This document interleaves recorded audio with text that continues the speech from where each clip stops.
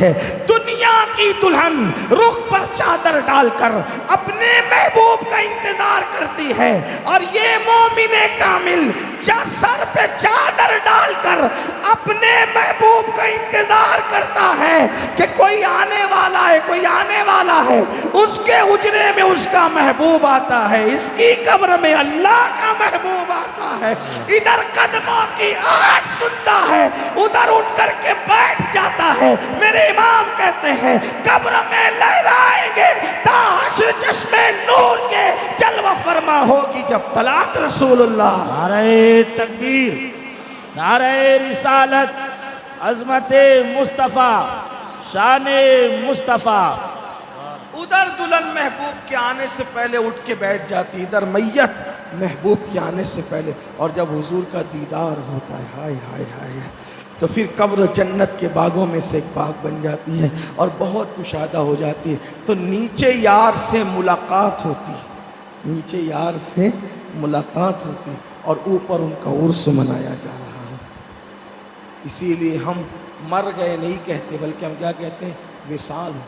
وصال مطلب کسی سے مل گئے۔ تو کس سے ملنے گئے؟ توجہ ہے؟ کس سے ملنے گئے؟ کس سے ملنے گئے؟ اپنے محبوب سے ملنے گئے۔ تو کہا اس دن کیا ہو، پھر کیوں سب جمع ہوتے ہو قبر پہ؟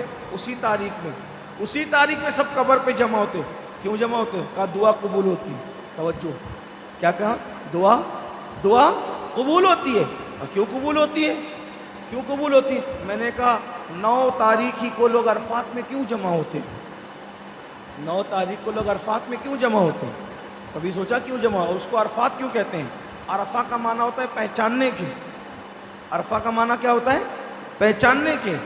تو ایک نے کسی کو پہچانا اور دونوں کی ملاقات ہوئی، تو کس کی ملاقات ہوئی؟ آدم کی اماں حوا سے 9 ذی الحجہ کو عرفات میں ملاقات ہوئی، مطلب ایک نبی کی ایک ولیہ سے ملاقات ہوئی۔ توجہ، ایک نبی کی ایک ولیہ سے ملاقات ہوئی، تو اسی تاریخ میں اسی جگہ پہ دعائیں مقبول ہو رہی ہے۔ تو اشارہ ملا جب نبی کی ملاقات ولی سے ہو تو اس مقام پہ دعا قبول ہوتی ہے۔ تو اللہ اکبر، اب تاریخ ہے 6 رجب کی، اللہ اکبر، قبر میں نبی کی ملاقات ایک ولی سے ہوئی غریب نواز کی شکل میں۔ 11 ربیع الاخر ایک ولی کی ایک نبی سے ملاقات ہوئی بغداد معلیٰ میں غوث پاک کی مزار کی شکل میں۔ اللہ اکبر، اسی طرح آپ دیکھتے چلے جائیں، اللہ اللہ، اور بھی اولیاء اللہ کے لیے آپ قیاس کر سکتے ہیں۔ تو جس دن ولی کی ملاقات نبی سے ہو رہی ہے، وہ مقام، وہ جگہ مقبولیت دعا کا ذریعہ بن گیا، سبب بن گیا۔ اسی لیے ہم عرس کے دنوں وہاں جا کر کے جمع ہوتے، وہاں پہنچتے ہیں۔ تو میرے آقا صلی اللہ علیہ وسلم کے دیوانوں، ضروری نہیں ہے ولایت کے لیے کہ آپ مدرسے میں 10 سال پڑھے ہوئے ہی ہوں، ضروری نہیں ہے ولایت کے لیے کہ آپ حسنی حسینی سید ہی ہوں، ولایت کے لیے ضروری نہیں ہے کہ آپ کے نام کے ساتھ حضرت، پیر صاحب، شیخ المشائخ کے القاب ہی ہوں۔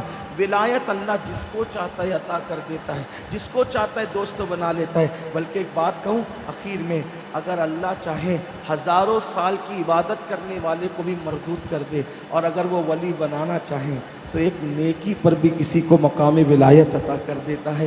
اس کی اپنی شان ہے۔ اس لیے مومن کو چاہیے کہ اس کا دوست بننے کے لیے ہر دن کوشش کرتا رہے، کاوش کرتا رہے، اور تمنا کرتا رہے، پتہ نہیں یار کو کون سی نیکی پسند آ جائے اور اپنا بیڑا پار ہو جائے۔ ایک کیسی نیکی؟ پہاڑ جیسی نیکی نہیں، چونٹی کے پیر کی طرح بھی اگر کوئی نیکی ہو نا تو اللہ تعالیٰ اس پر بھی اگر چاہے تو ولایت دے دیتا ہے۔ بتاؤں آپ کو، ایک بندہ ہے پوری زندگی شراب پیتے ہوئے گزار دیا، لیکن شراب کے نشے میں دھت گھر جا رہا تھا، پیسے ختم ہو گئے کہ پیسے لے کر کے آؤں، دیکھا کہ زمین پر بسم اللہ الرحمن الرحیم لکھا ہوا ایک کاغذ پڑا ہوا ہے۔ نشے میں اس کو خیال آتا ہے یار میرے اللہ کا نام لوگ زمین پہ کیسے ڈال دیتے ہیں، اس کو عزت سے اٹھایا، اوپر رکھا، بس اوپر اتنا کام کیا، اسی پر اللہ نے اس کو ولی بنا دیا۔ اور اسی ولی کو دنیا سیدنا بشر حافی کے نام سے جانتی ہے۔ اور جب اللہ نے ولی بنایا تو شراب بھی چھوٹ گیا، سچی توبہ کی، اور دل میں خیال آیا جب توبہ کر لی تو پھر مجھے علم بھی حاصل کرنا چاہیے۔ بغداد چھوڑا، مکہ شریف گئے، برسوں مکہ شریف میں رہے، اور جب بغداد لوٹے تو 2 لاکھ حدیثوں کے حافظ بن کر کے لوٹے۔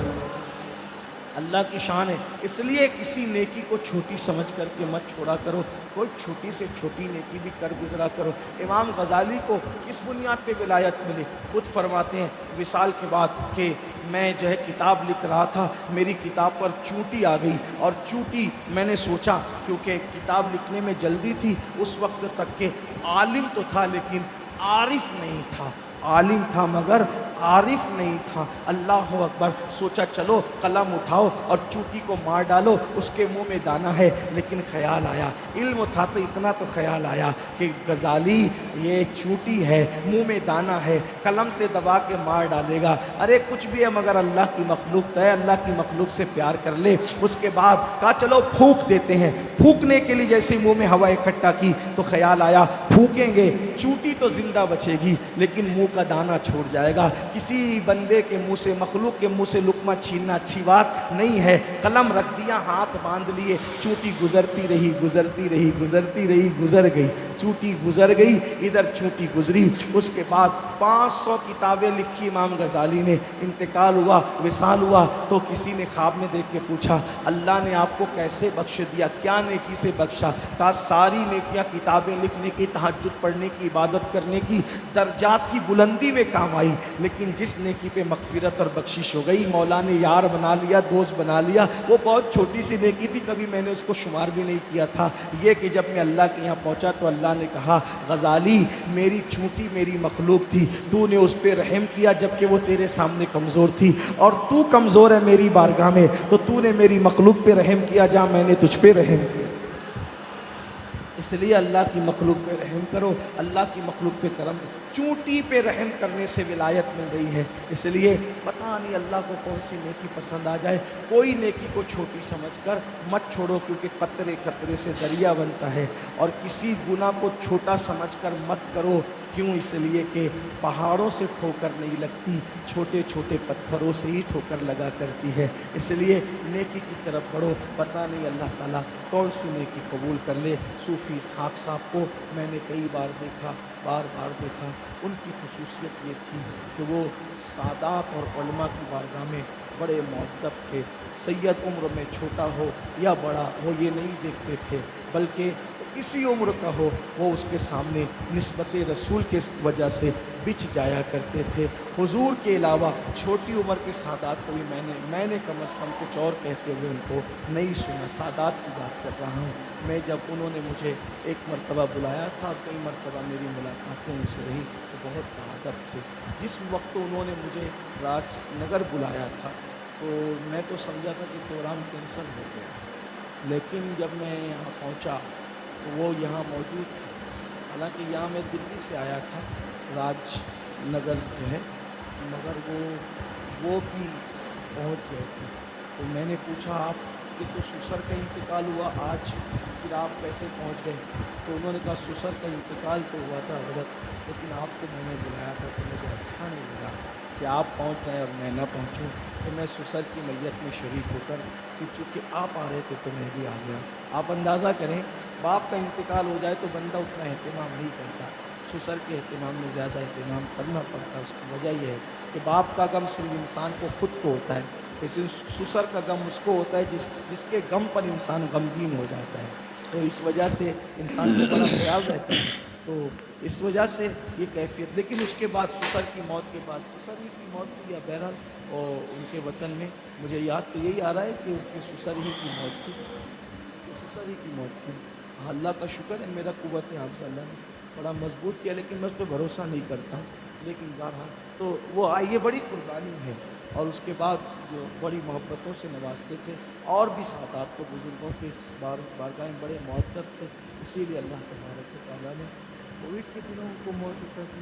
شاید کووڈ میں موت بھی ان کی ہوئی, شہادت کی موت عطا کی اللہ تعالیٰ نے ان کو. اس لیے کہ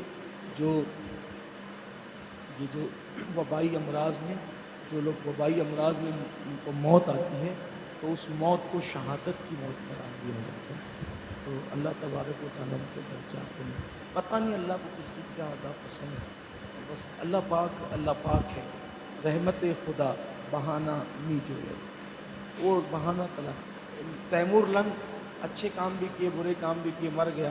تو امام یوسف نبہانی نے لکھا مر گیا تیمور لنگ تو کسی نے دیکھا رسول اللہ کے کا تخت بچھا ہے اور حضور تخت پہ بیٹھے ہیں اور حضور کے قدموں میں تیمور لنگ بیٹھا ہوا ہے.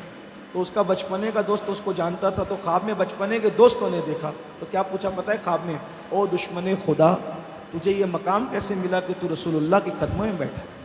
جنت کی بات نہیں, رسول اللہ کے قدموں کی بات کر رہا ہوں میرے بھائیوں. کروڑوں جنتیں حضور کے قدموں پہ قربان ہیں. جب ماں کے قدموں میں جنت ہے تو حضور کے قدموں کی شان کا عالم کیا ہوگا. تیمور لنگ حضور کے قدموں میں بیٹھا مرنے کے بعد. بچپنے کا دوست تو کہتا او دشمن خدا تجھے یہ مقام کیسے ملا کہ تو حضور کے قدموں میں. تیمور کچھ کہتا اس سے پہلے حضور نے فرمایا یہ میری اہل بیت سے محبت کرتا تھا اس لیے اس کو یہ مقام عطا کیا. اس کے گناہ نہیں دیکھے, میری آل پہ محبت کرتا تھا, آل پہ مر مٹتا تھا, آل پہ قربانی دیتا تھا, اس لیے اس کو قدموں میں بیٹھنے کا شرف عطا کیا گیا. یہ ہوتا ہے حضور کی اہل بیت سے محبت کا سلسلہ. اللہ پاک ہم سب کو توفیق بخشے, صوفی صاحب کے درجات بلند فرمائے, اللہ ان کے بچوں کو ان کا صحیح جانشین بنائے, اور اللہ تعالی ہم سب کو سچے مومن کی حیثیت سے زندگی گزارنے کی توفیق عطا فرمائے. سچا مومن یہ ہے انہیں جانا انہیں مانا, نہ رکھا غیر سے کام. للہ الحمد میں دنیا سے مسلمان گیا. استغفر اللہ ربی من کل ذنب و اتوب الیہ وما علیہ الا البلاغ. السلام علیکم.